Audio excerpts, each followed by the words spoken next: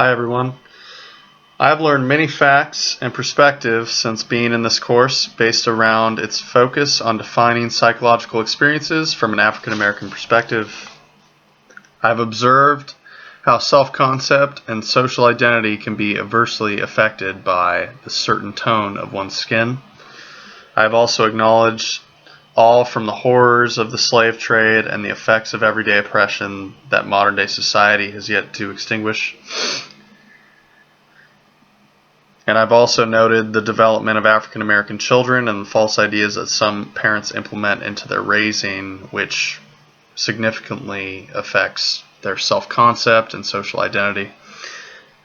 I also understand that equality has come a long way since the mid-20th century in terms of race, and this progress may have been derived through civil rights movements in general, or the ever-increasing diversity in America, which naturally implements the contact hypothesis.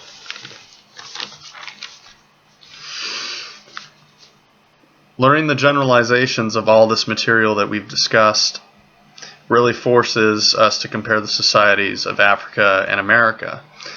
For Africa having a great sense of community among the people, and then we have America, which has a greater focus on the individual and less reliability on the group as a whole. This brings me to the greatest issue that I've realized, at least in America, and that is socioeconomic status. Granted, racism and discrimination still do exist, but it does not directly affect the amount of opportunity that each individual may receive, at least on a nationwide scale. A video we watched recently showed two African American men, one homeless man on the street and another employed at Harvard. The video pretty much discusses why there is so much difference between the two, and throughout the duration of the film it explains why. And I came to the conclusion that in America there is little to no really great sense of community. There are only people who have more money and people who have less money. And that fact lessens the opportunities for those with less money. From an African American perspective, on the video as expressed in the video, from the 1960s to today, African Americans have been granted greater opportunities.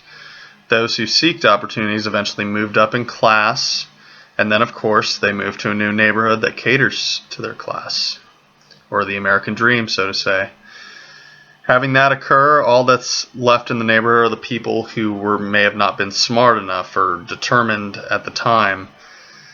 And not only that, as time goes on, any opportunities to progress from poverty have been minimized from generation to generation as time goes on.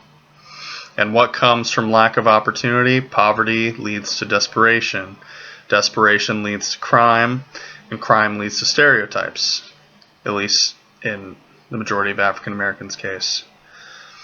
And of course, over 50 years, these changes can be observed. And that right there was the most interesting concept to me, and I believe it is important because it is relevant to American society as a whole. It puts into perspective that those in poverty, including African Americans, are not born criminals or anything lesser. They're just simply disadvantaged. And that is all I have to say. Thank you.